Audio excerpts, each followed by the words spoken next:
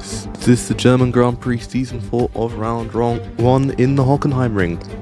Starting grid looks like this. It's a Ferrari front load lockout with Zax taking pole, Mushy Cookie in second place. Still very, very close on the grid.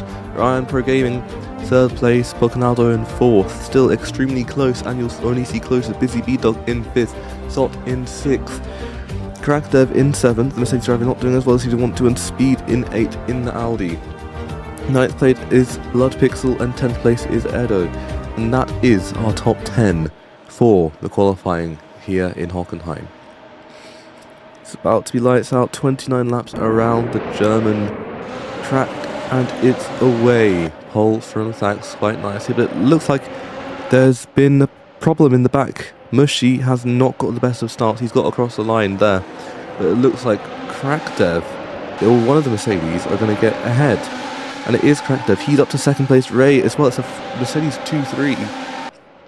And Mushy's dropped down significantly, down to 10th. Pocanaldo is in 5th now, and Sot up to 4th after a not ideal qualifying. Zax leads the way from the Mercedes drivers, but I think they're going to get a bit involved with each other as well. And Pocanaldo might have a little bit of thing to say about that. All the cars are so incredibly close. You have the Red Bulls, you have everybody. Let's see at the end of Sector 2. Not much movement in the front, but lots of movement in the back. Still in the same order. It's going to be a little bit, and that's Mercedes going wide in the background. We're going to get round the final corner. It's flat out around here. Most driving mediums. Let's see who leads.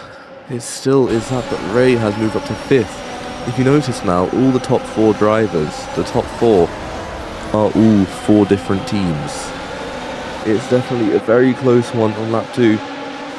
No position changes at the front, but some position changes right in the rear. Of course, Crackdev still holding second after his very good jump off the start. It's a lot better than you'd probably think, but into the hairpin, it looks like he's been overtaken by both Sot and Pocanaldo.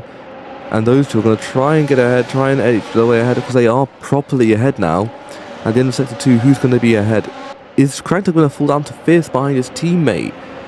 You've got the Ferrari leading quite significantly out there, but it's Pocanaldo up to 2nd, Todd up to 3rd, Crackdev down to 4th, and he's less than a 10th away from his teammate Buga. And that's it, Crackdev goes wide, and he's not going to be able to hold that position. He drops down to 5th.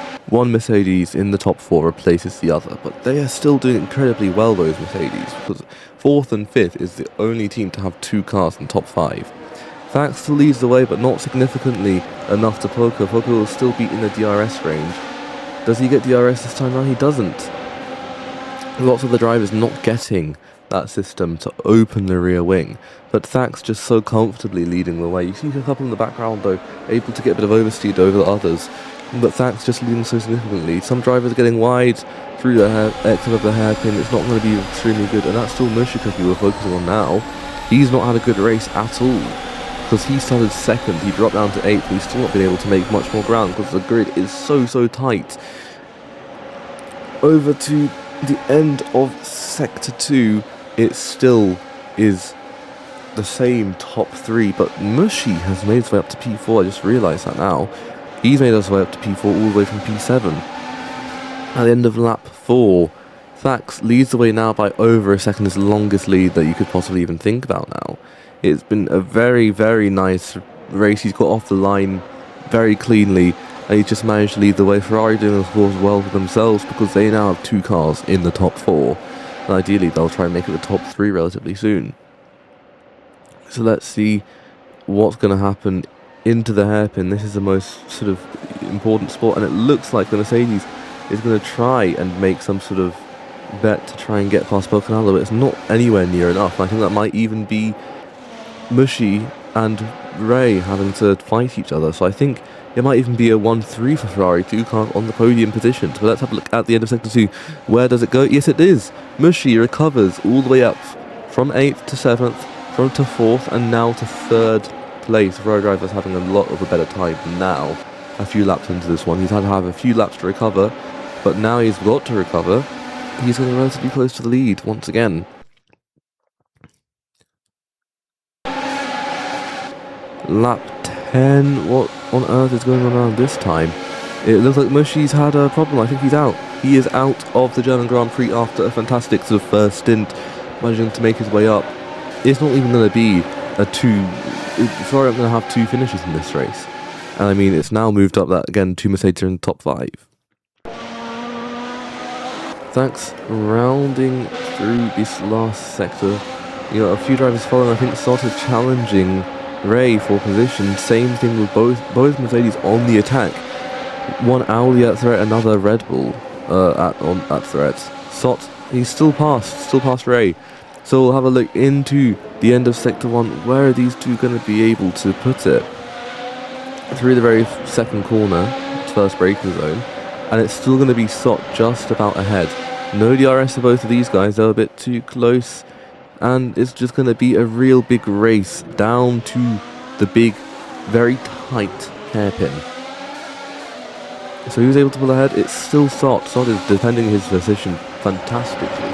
And after a sort of a not ideal qualifying, he's managed to just chuck his car right ahead, and he's made it stick.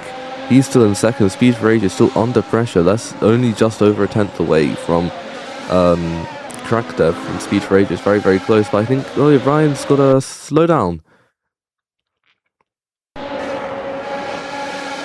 Alright, let's see what happens here. That's Dodi out of this race. One Williams driver, he qualified relatively well, but of course not well enough to keep the car out of the barriers. That's Bocanello. I think he's boxed for some new tyres. He's managed to get DRS out of the pits, and he's going to come out, I think, just about challenging Speed for Ages. He is just about challenging Speed for Ages. Sott now leads the race to Thax. I'm not sure exactly how that came along, but still, Bocanello, after a pit stop, after some drivers making their pit stop, he's now significantly going to have a bit of an effect, and it's raining. So just after the McLaren driver makes a pit stop, it starts to rain. So, was it a good idea to pit? I don't know. But we'll have a look and see what they do, because Bocanello's still looking extremely quick out there, but it's not looking like it possibly was the best choice to make. Sott goes into the pits for new tyres. What is he going to pot them to? I'm guessing it would be intermediate tyres. Only 7 laps, so... Let's have a look. What tyres? I'm guessing it's soft. It'll be another set of soft tyres. Again... Now, it's a last lap. We're around the final corner. Something's happened to Thack. Something not very good at all that's happened with the Ferrari driver. So it's going to be a sprint to the end on the last lap.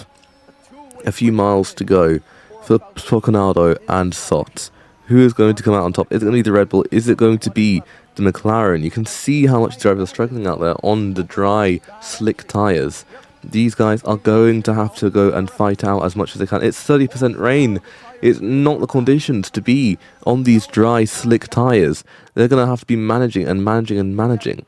If there are drivers out here that do not have those slick tyres on. You see Thax in the background, he has the intermediates. He might be able to just wring out enough from those tyres to try and take the lead, but I don't think it'll be enough because we only have half a lap to go. Bocanello seems to have been overtaken by Sott, and it might just be a victory from the Red Bull driver. He's driven a relatively quiet race this time round, but it's not been a bad thing to drive a quiet race, I don't think, because now it's not so quiet anymore. He's going to round the final couple corners. Sesso T will take the checkered flag first, just about.